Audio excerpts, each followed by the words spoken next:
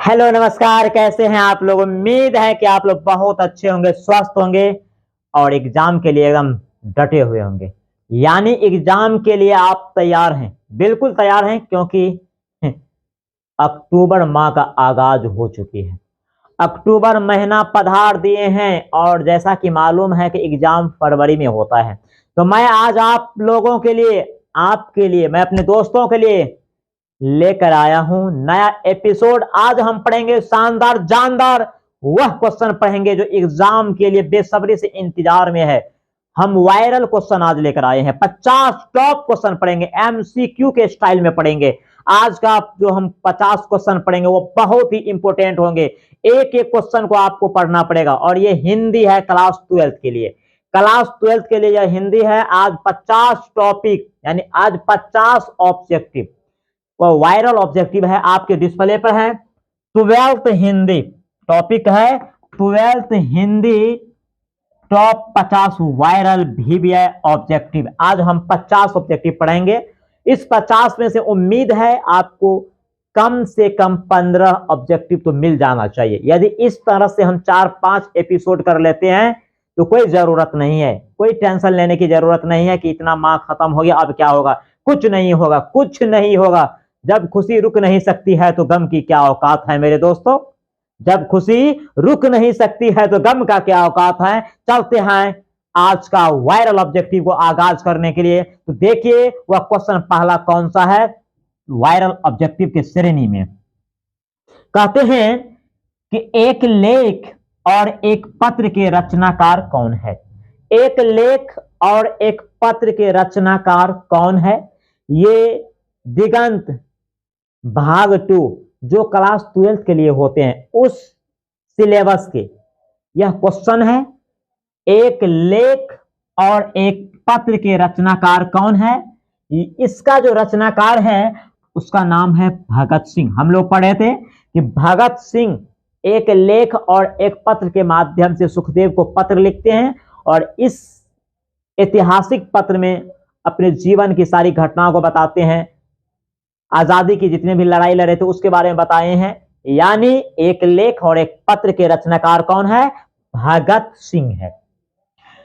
नया क्वेश्चन है चौरी चौरा कांड कब हुआ। अब देखिए चौरी चौरा कांड 5 फरवरी 1922 को हुआ था। 1920 ईस्वी में गांधी जी ने असहयोग आंदोलन का प्रस्ताव रखा था। 1920 ईस्वी में असहयोग आंदोलन के दौरान 5 फरवरी 1922 ईस्वी को यह घटना हुआ था जिसका नाम पड़ गया चौरा चौरी कांड। यानी चौरा चौरी एक जगह का नाम है, उस जगह पे गोरखपुर के अंतर्गत आते हैं, वहां पर एक घटना घटा था 5 फरवरी 1922 को, इसलिए इसका नाम पड़ गया चौरा चौरी कांड। तो चौरा चौरी कांड कब हुआ था, 5 फरवरी 1922। तो तुमको यहां पर ईस्वी दिया गया है। भगत सिंह को फांसी दी गई। भगत सिंह को फांसी दी गई थी। इस महापुरुष को, इस महान पुरुष को, इस कर्मवीर को, इस स्वतंत्रता सेनानी को फांसी कब दिया गया था, 23 मार्च 1931 को। 23 मार्च 1931 को जिस वक्त इसको फांसी के तख्ते पे लटकाया गया था उस समय भी इनकलाब जिंदाबाद, इनकलाब जिंदाबाद एक ऐसा कर्मवीर थे। इसका कहनाम था एक भगत सिंह जा रहे हैं, करोड़ भगत सिंह पैदा होगा मेरे देश में। तो 23 मार्च 1931 ईस्वी को इसको फांसी दिया गया था। भगत सिंह प्रभावित थे। भगत सिंह किससे प्रभावित थे, यानी किसको अपने जीवन में ये प्रेम करते थे, किससे ये प्रभावित थे, किसको ज्यादा अपने जीवन में अहमियत देते थे। क्वेश्चन है कि भगत सिंह प्रभावित थे किससे, कार्ल मार्क्स से, जिसका जन्म जर्मनी में हुआ था। कार्ल मार्क्स से ये बहुत प्रभावित थे। जालियांवाला बाग हत्याकांड के समय भगत सिंह की उम्र कितना था। 13 अप्रैल 1919 ईस्वी को जालियांवाला बाग हत्याकांड हुआ था। उस समय में भगत सिंह कितने वर्ष के थे, 12 वर्ष के थे। कितने वर्ष के थे, 12 वर्ष के थे। 13 अप्रैल 1919 ईस्वी को अमृतसर के जालियांवाला पार्क में जो हत्याकांड हुआ था, जो कांड हुआ था, उस समय में भगत सिंह का उम्र मात्र 12 वर्ष था और इसी क्रांति के कारण, इसी कांड के कारण जलियांवाला बाग हत्याकांड नहीं होता, न भगत सिंह इतना बड़ा फौलादी का रूप लेता। तो उस समय उसका उम्र 12 वर्ष था। भगत सिंह के अनुसार राजनीतिक जीवन में सबसे पिछड़ा राज, भगत सिंह के अनुसार सबसे पिछड़ा राज राजनीतिक के दुनिया में, किसके दुनिया में? राजनीतिक के अनुसार वह पंजाब को कहा गया था कि यह पिछड़ा राज है। राजनीतिक के अनुसार, भगत सिंह के अनुसार कौन सा राज पिछड़ा है? पंजाब। भगत सिंह की पहली गिरफ्तारी कब हुई थी? भगत सिंह की पहली गिरफ्तारी एक दशहरा मेला में वह बम फेंका था, जिसके कारण इसका प्रथम गिरफ्तारी यानी पहली गिरफ्तारी मई 1927 को, मई 1927 को इसका पहली गिरफ्तारी हुई थी। तो भगत सिंह की पहली गिरफ्तारी कब हुई थी? मई 1927 ईस्वी को। प्रिंस कुरोमोटकिन कौन था? प्रिंस कुरोमोटकिन कौन था? ये एक अर्थशास्त्र के विद्वान थे, ये अर्थशास्त्र के विद्वान थे और ये रूस के रहने वाले थे। कहां के रहने वाले थे? रूस के। तो कहता है कि प्रिंस कुरोमोटकिन कौन था? अर्थशास्त्र का विद्वान। किसका विद्वान? अर्थशास्त्र का विद्वान। भगत सिंह ने अपने मित्रों के साथ केंद्रीय असेंबली में बम कब फेंका था? भगत सिंह अपने मित्रों के साथ केंद्रीय असेंबली में बम कब फेंका था? 8 अप्रैल 1929 ईस्वी को। 8 अप्रैल 1929 ईस्वी को इसने बम फेंका था असेंबली में अपने दोस्तों के साथ। 16 नवंबर 1915 को सराबा की फांसी के समय भगत सिंह की उम्र कितनी थी? क्वेश्चन है क्या कि 16 नवंबर 1915 को सराबा की फांसी के समय भगत सिंह की उम्र कितनी थी? उस समय में भगत सिंह का उम्र मात्र 8 वर्ष थे और जलियांवाला बाग हत्याकांड के समय में 12 वर्ष के थे। कितने वर्ष के? 12। तो क्वेश्चन आपको ऐसे भी पूछ सकता है कि सराबा का यानी सराबा की फांसी कब दिया गया था? तो 1915 में। ऐसे भी आ सकते हैं। विद्यावती किसकी मां थी? विद्यावती। विद्यावती किसकी मां थी? भगत सिंह की मां का नाम विद्यावती थी। ऐसे मां जो अपने कोख से ऐसे कर्मवीर को, ऐसे स्वतंत्रता सेनानी को देश का फौलादी के रूप में पैदा किया था, भगत सिंह को, और उसकी मां का नाम विद्यावती। तो भगत सिंह के मां का नाम था विद्यावती। तो विद्यावती किसकी मां थी? भगत सिंह की। किसकी मां? भगत सिंह की। भगत सिंह का जन्म कब हुआ था? भगत सिंह का जन्म कब हुआ था? भगत सिंह का जन्म कब हुआ था? 28 सितंबर 1907 ईस्वी को। 28 सितंबर 1907 ईस्वी को भगत सिंह का जन्म हुआ था पंजाब के बंगा गांव में। निम्नलिखित में कौन सी रचना जगदीश चंद्र माथुर की है? निम्नलिखित में कौन सी रचना जगदीश चंद्र माथुर की है? अब यहां पर देखेंगे जगदीश चंद्र माथुर ओ सदा नीरा को लिखा है। किसको लिखा है? ओ सदा नीरा। ओ सदा नीरा, क्योंकि सिपाही की मां को मोहन राकेश, झूठन को ओम प्रकाश वाल्मीकि, तिरिच का उदय प्रकाश, तो ओ सदा नीरा का क्या हो जाएगा? जगदीश चंद्र माथुर। ओ सदा नीरा शीर्षक पाठ किस विद्या के अंतर्गत आता है? ओ सदा नीरा शीर्षक पाठ किस विद्या के अंतर्गत आते हैं? ये निबंध है। कौन सा विद्या है? ये निबंध है। ओ सदा नीरा शीर्षक पाठ किस विद्या के क्षेत्र में आते हैं? ये निबंध के क्षेत्र में आते हैं। जगदीश चंद्र माथुर मूलतः क्या थे? जगदीश चंद्र माथुर मूलतः क्या थे? ये मूल रूप से निबंधकार थे। क्या थे? मूल रूप से ये निबंधकार थे। जगदीश चंद्र माथुर मूल रूप से क्या थे? ये निबंधकार थे। ओ सदा नीरा निबंध बिहार के किस क्षेत्र की संस्कृति पर लिखी गई है? ओ ओ सदा नीरा निबंध बिहार के किस क्षेत्र की संस्कृति पर लिखी गई है? बिहार के किस क्षेत्र के बारे में इसमें उल्लेख किया गया है? इसमें जो है ना चंपारण के बारे में, किसके बारे में? चंपारण जिला के वर्णन किया गया है। ओ सदा नीरा निबंध में चंपारण के क्षेत्र के बारे में वर्णन किया गया है। चंपारण क्षेत्र में बाढ़ का मुख्य कारण क्या है? चंपारण क्षेत्र में बाढ़ का मुख्य कारण क्या है? जंगलों का काटना। जंगलों का काटना चंपारण में बाढ़ का मुख्य कारण था। शाहजहांपुर किस राज्य में है? शाहजहांपुर किस राज्य में है? शाहजहांपुर किस राज्य में है? उत्तर प्रदेश में। किस राज्य में आते हैं? उत्तर प्रदेश में ये राज्य पड़ते हैं। शाहजहांपुर किस राज्य में है? शाहजहांपुर किस राज्य में? उत्तर प्रदेश में। जगदीश चंद्र माथुर एमए किस विश्वविद्यालय से किया था?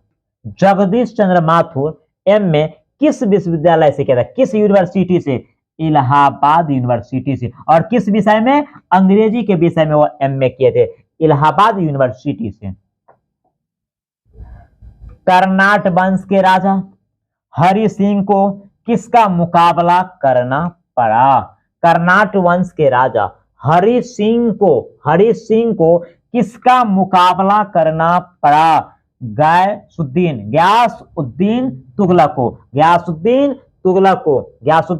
तुगलक का मुकाबला इसे करना पड़ा। किसकी मां पागल हो गई है? किसकी मां पागल हो गई है? सिपाही की मां में हम लोग पढ़े थे। किसकी मां पागल हो गई है? सिपाही की मां। किसकी मां? सिपाही की मां क्या हो गई है? पागल हो गई है। किसकी मां पागल हो गई है? सिपाही की मां पागल हो गई है। मुन्नी की उम्र कितनी हो गई? मुन्नी की उम्र कितनी हो गई? मुन्नी की उम्र कितनी हो गई? मुन्नी की उम्र 14 वर्ष हो गई। कितनी वर्ष हो गई? 14 वर्ष। मुन्नी की उम्र कितनी हो गई? 14 वर्ष हो गई। निम्नलिखित में बिस्नी की पड़ोसनी कौन है? निम्नलिखित में बिस्नी की पड़ोसनी कौन है? निम्नलिखित में बिस्नी की पड़ोसनी कौन है? हम लोग पढ़े थे ना, कुंती उसका पड़ोसनी थी। कुंती बिस्नी का पड़ोसनी थी। मुन्नी किस दिन मानक की चिट्ठी के आने की भविष्यवाणी करती है? मुन्नी किस दिन मानक की चिट्ठी को आने की भविष्यवाणी करती है? प्रत्येक दिन अपनी मां को समझाती है ना, मां घबराना नहीं, इस बार जो है ना मंगलवार को। किस दिन? मंगलवार को भविष्यवाणी करती है कि मुन्नी किस दिन मानक की चिट्ठी के आने की भविष्यवाणी करती है? मंगलवार को। कौन कहता है मैं इसकी लाश ले जाकर चील और कौवों के आगे डाल दूंगा? कौन कहता है मैं इसकी लाश ले जाकर चील और कौवों के आगे डाल दूंगा? किसका कथन था? ये सिपाही का कथन था। मानक के मां के सामने में मानक के बारे में बोल रहा था कि मैं इसके लाश को ले जाकर चील और कौवे के सामने में डाल दूंगा। सिपाही मानक के मां को बोल रहे थे, मानक के बारे में। मोहन राकेश के बचपन का क्या नाम है?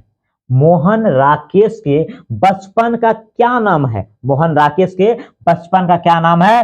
मदन मोहन गुगलानी। मदन मोहन गुगलानी। मोहन राकेश के बचपन का नाम क्या है? मदन मोहन गुगलानी। बहुत अच्छे क्वेश्चन है, एकदम एक एक क्वेश्चन को देखते जाइए। आपके एग्जाम इसी तरह से क्वेश्चन, ये मैथ नहीं है कि तोड़ के बताया जाएगा, ये साइंस नहीं है कि आपको विश्लेषण किया जाएगा, ये आपको वन एक्शन में इसका आंसर होना चाहिए। एक एक्शन में इस क्वेश्चन का आंसर क्या होना चाहिए? मानक किस युद्ध में सिपाही के रूप में लड़ने वर्मा गया है? यानी मानक जो युद्ध में सिपाही बन के गया था, किस युद्ध में गया था? यानी सिपाही किस युद्ध में, कहता है किस युद्ध में सिपाही के रूप में लड़ने बर्मा गया था? द्वितीय विश्व युद्ध में। द्वितीय विश्व युद्ध 1939 में प्रारंभ हुआ था और 45 में खत्म हुआ था। सेकेंड विश्व युद्ध के दौरान मानक सिपाही में भर्ती होकर वर्मा गए थे। तो किस युद्ध में? द्वितीय विश्व युद्ध में। किस युद्ध में? द्वितीय विश्व युद्ध में। सिपाही की मां एकांकी में किसका कथा वस्तु प्रस्तुत की गई है? सिपाही की मां एकांकी में किसका कथा वस्तु प्रस्तुत की गई है। इस कहानी में एक माँ और पुत्र, माँ और एक बेटी, यानी गरीबी परिवार था। मोहन राकेश का परिवार क्या था, गरीबी था। अपने बहन की शादी के लिए वह ब्रह्मा युद्ध में सिपाही बन के भाग लिए थे। कहता है फौज के रूप में गया था। तो कहता है कि सिपाही की माँ एकांकी में किसका कथा वस्तु प्रस्तुत की गई है, तो माँ और बेटी का। किसका, माँ और बेटी के बारे में इस कथा वस्तु, इस कहानी में वर्णन किए गए हैं। मुन्नी डाक गाड़ी के पीछे क्यों जाती है, मुन्नी डाक गाड़ी के पीछे क्यों जाती है, मुन्नी डाक गाड़ी के पीछे क्यों जाती है, चिट्ठी लेने के लिए। किसके लिए, चिट्ठी के लिए जाती है। अपने भाई का चिट्ठी का इंतजार रहती है मंगलवार को, ये अपने भाई के चिट्ठी के लिए डाक गाड़ी के पीछे दौड़कर जाती है। निम्नलिखित में बिस्नी की पड़ोसनी कौन है, निम्नलिखित में बिस्नी की पड़ोसनी कौन है, कुंती। बिस्नी की पड़ोसनी कौन है, कुंती है। बेवा शब्द का अर्थ है, बेवा, बेवा शब्द का अर्थ होता है विधवा। बेवा शब्द का अर्थ क्या होता है, विधवा होता है। बेवा शब्द का अर्थ होता है विधवा, है ना। मोहन राकेश की पिताजी नहीं थे, उसके माँ विधवा थे, इसलिए इस शब्द में, इस चैप्टर में आया है बेवा, एक शब्द आया, तो बेवा का मतलब होता है विधवा। सिपाही की मां एकांकी में, सिपाही की मां एकांकी में कुंती कौन है, सिपाही की मां एकांकी में कुंती कौन है, तो कुंती पड़ोसनी है। कुंती क्या है, पड़ोसनी है।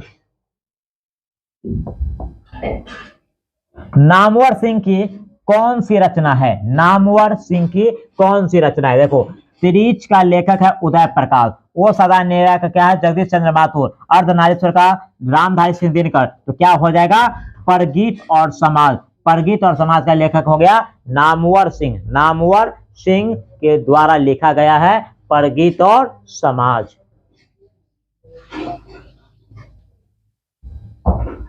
नामवर सिंह के गुरु कौन थे, नामवर सिंह के गुरु कौन थे, नामवर सिंह के गुरु कौन थे, रामचंद्र शुक्ल, रामचंद्र शुक्ल। चलो देखो क्वेश्चन नया, कि नामवर सिंह के गुरु कौन थे, नामवर सिंह के गुरु कौन थे, हजारी प्रसाद द्विवेदी, हजारी प्रसाद द्विवेदी नामवर सिंह के गुरु थे। तो नामवर सिंह के गुरु कौन थे, हजारी प्रसाद द्विवेदी, हजारी प्रसाद द्विवेदी। बहुत मजा आएगा।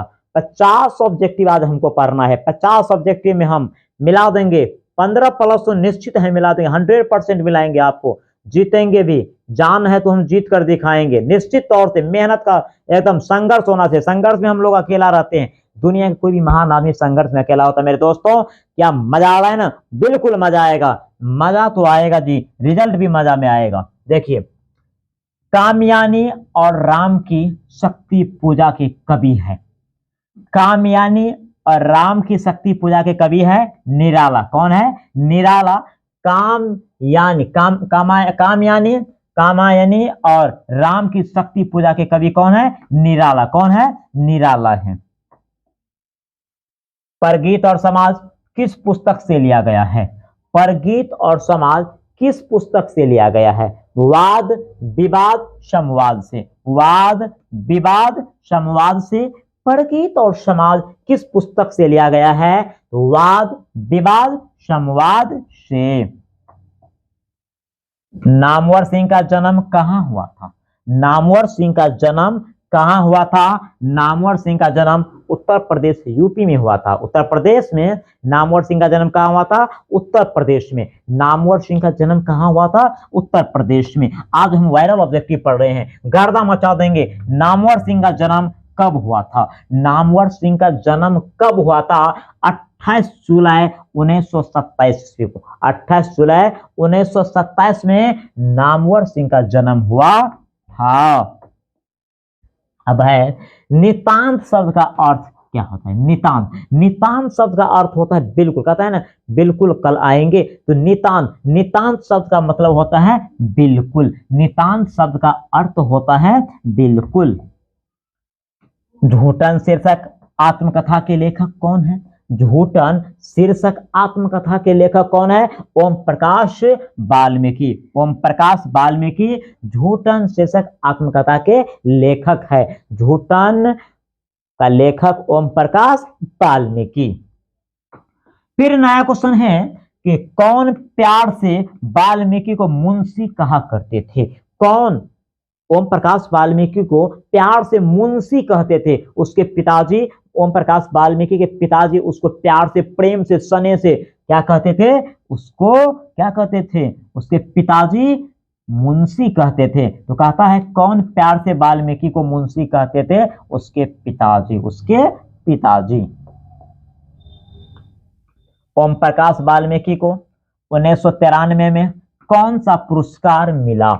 ओम प्रकाश वाल्मीकि को 1993 में कौन सा पुरस्कार मिला? ओम प्रकाश वाल्मीकि को 1993 में कौन सा पुरस्कार मिला है? डॉक्टर अंबेडकर राष्ट्रीय पुरस्कार। डॉक्टर अंबेडकर राष्ट्रीय पुरस्कार ओम प्रकाश वाल्मीकि को 1993 ईस्वी में मिला है। 1993 ईस्वी में ओम प्रकाश वाल्मीकि को डॉक्टर अंबेडकर राष्ट्रीय पुरस्कार मिला है। मजदूर के रूप में 2 जानवर पीछे कितने सेर फसल मिलते हैं? मजदूर के रूप में 2 जानवर पीछे कितने सेर अनाज मिलते हैं? तो 5 सेर। कितने सेर अनाज मिलते हैं? 5 सेर अनाज। ओम प्रकाश वाल्मीकि अपने जीवनी में लिखे हैं कि मजदूरी के रूप में हम लोग को जो अनाज मिलते थे वो 2 जानवर के पीछे 5 सेर अनाज। 5 सेर अनाज बराबर होती है, 5 सेर अनाज बराबर होती है 2.5 केजी, यानी जिसको हम लोग 2.5 केजी बोलते हैं। तो 5 सेर अनाज बराबर कितने केजी? 2.5 अर्थात 2.5 केजी। 5 सेर अनाज को हम लोग केजी में ट्रांसफर करेंगे तो वह हो जाएगा 2.5 केजी। ये ओम प्रकाश वाल्मीकि अपने जीवनी में लिखा गया है। जय श्री सम्मान, जय श्री सम्मान पुरस्कार वाल्मीकि को कब मिला था? जय श्री सम्मान पुरस्कार वाल्मीकि को कब मिला था? 1995 ईस्वी में। जय श्री सम्मान पुरस्कार वाल्मीकि को कब मिला था? 1995 में। और 93 में डॉक्टर अंबेडकर राष्ट्रीय पुरस्कार ओम प्रकाश वाल्मीकि को मिला था। झूठन शीर्षक में कवि जी, झूठन शीर्षक में कवि जी स्कूल में कितने दिन झाड़ू लगाए? झूठन शीर्षक में कवि जी स्कूल में कितने दिन झाड़ू लगाए? 3 रोज। 2 रोज तो प्रेम से लगाए थे और 1 रोज डांटने फटकारने पर क्लास के अंदर बैठ गए थे, उसको खींच कर लाया गया। तीसरे रोज उसके पिताजी देख लिए, स्कूल के बगल से कहीं, विद्यालय के बगल से कहीं जा रहे थे तो वो देखा एक लड़का प्रांगण में, स्कूल के मैदान में झाड़ू लगा रहे थे। तो उसको जो देखा उसके पिताजी, तो वो समझ गया कि मेरा बेटा मुंशी जी है ओम प्रकाश वाल्मीकि। तो टोटल कितने दिन झाड़ू लगाए? 3 दिन। कितने दिन? 3 दिन झाड़ू लगाए। ओम प्रकाश वाल्मीकि के माता का नाम है, ओम प्रकाश वाल्मीकि के माता का नाम क्या था? मुकुंदी देवी। उसके माता जी का नाम क्या थे? मुकुंदी देवी। ओम प्रकाश वाल्मीकि के माता जी का नाम मुकुंदी देवी थे। ओम प्रकाश वाल्मीकि बरला कॉलेज छोड़कर कहाँ दाखिला लिया? ओम प्रकाश वाल्मीकि बरला कॉलेज को जब छोड़ दिया तो वो कहाँ एडमिशन लिया, कहाँ नामांकन कराए? वह देहरादून में जाकर एडमिशन कराए। कहाँ? देहरादून में जाकर वह अपना एडमिशन कराए। कहाँ से? बरला कॉलेज को त्यागने के बाद। आत्मकथा, आत्मकथा लेखक की माँ किसके यहाँ काम करती थी? यानी ओम प्रकाश वाल्मीकि जो झूठन लिखे हैं ये आत्मकथा है, यानी ये विद्या कौन सा विद्या है? आत्मकथा है। तो इस झूठन शीर्षक में, इस आत्मकथा में ओम प्रकाश वाल्मीकि के माँ जो थे, उसका माँ, उसके माता जी किसके यहाँ काम करते थे? ब्रह्मदेव तागा के घर पर। ब्रह्मदेव तागा के घर पर उसके माँ काम करते थे। ओम प्रकाश ने मेघदूत नामक नाट्यशाला कहाँ स्थापना की? ओम प्रकाश ने मेघदूत नामक नाट्यशाला कहाँ स्थापना की? ये महाराष्ट्र में। कहाँ किए थे? महाराष्ट्र में मेघदूत नाम का एक नाट्यशाला खोला। कहाँ पर? महाराष्ट्र में। सुखदेव सिंह की बेटी की शादी के समय कवि जी किस कक्षा में था? सुखदेव सिंह के बेटी की शादी के समय कवि महोदय ओम प्रकाश वाल्मीकि किस कक्षा में पढ़ता था? उस समय वह 9वीं कक्षा में, किस कक्षा में थे? उस समय वह 9वीं कक्षा में पढ़ रहा था, ओम प्रकाश वाल्मीकि। भाभी जी आपके हाथ का खाना तो बहुत जायकेदार है, यह किसने कहा? भाभी जी आपके हाथ का खाना तो बहुत जायकेदार है, यह किसने कहा? ये सुरेंद्र सिंह ने कहा था। किसने कहा था? सुरेंद्र सिंह कहा था। ये भाभी जी आपके हाथ का खाना तो बहुत जायकेदार है, यह कथन किसका था? सुरेंद्र सिंह। किसका? सुरेंद्र सिंह। स्कूल के हेडमास्टर का क्या नाम था? ओम प्रकाश वाल्मीकि जिस विद्यालय में पढ़ते हैं, जिस विद्यालय में नामांकन करवाए, उस विद्यालय के हेडमास्टर का क्या नाम था? कलीराम। क्या नाम था? कलीराम। बहुत मस्त क्वेश्चन है, बहुत बार आ चुका है। ये सब क्वेश्चन आपको सिलेक्टेड क्वेश्चन है, 100% इस क्वेश्चन को देखिएगा, 110% इस क्वेश्चन को बार बार देखते रहिएगा। ये सब क्वेश्चन आपको आएंगे, सारे क्वेश्चन का पीडीएफ मिलेगा, टेंशन नहीं लिए, सिर्फ सुनिए, आपको सुने हुए बात सदियों तक याद रहेगा, इसलिए सुनिए। सुनने में क्या आपको टाइम लगता है? कहते हैं कि स्कूल के हेडमास्टर का क्या नाम है? कलीराम। लास्ट एंड फास्ट हम लोग देखेंगे कौन सा मास्टर है और मेरे लड़के से झाड़ू लगवाते हैं, या किसका कथन है? कौन सा मास्टर साहब है जो मेरे बेटे से झाड़ू लगवाते हैं, या किसका कथन है? मुंशी, यानी मुंशी कौन? ओम प्रकाश वाल्मीकि के पिताजी का कथन था, यानी लेखक के पिताजी का कथन था कि कौन ऐसे मास्टर हैं जो मेरे बेटे से झाड़ू लगवाते हैं। ये ओम प्रकाश वाल्मीकि के लिखा गया झूठन आत्मकथा के क्वेश्चन है। हमने आज जो क्वेश्चन पढ़े ये 4-5, मुश्किल से 5 चैप्टर का ये क्वेश्चन था। हम 5 चैप्टर यानी 5 लेसन के क्वेश्चन को हमने सिलेक्ट किए थे। ये वायरल क्वेश्चन, ये आपको बहुत इंपोर्टेंट क्वेश्चन, बहुत वीविया क्वेश्चन हम कह सकते हैं। इस क्वेश्चन को आप पढ़िएगा क्योंकि आपका एग्जाम बहुत दिन प्रतिदिन नजदीक आ रहे हैं। एक एक दिन आपके लिए कीमती है, एक एक दिन आपके लिए कीमती है। हमें उस टॉपर के लिस्ट में जाना है जहां हम बेसब्री से इंतजार कर रहे हैं, अपनी पूरी जवानी की ताकत लगा देंगे और हम इस एपिसोड को आज हम यही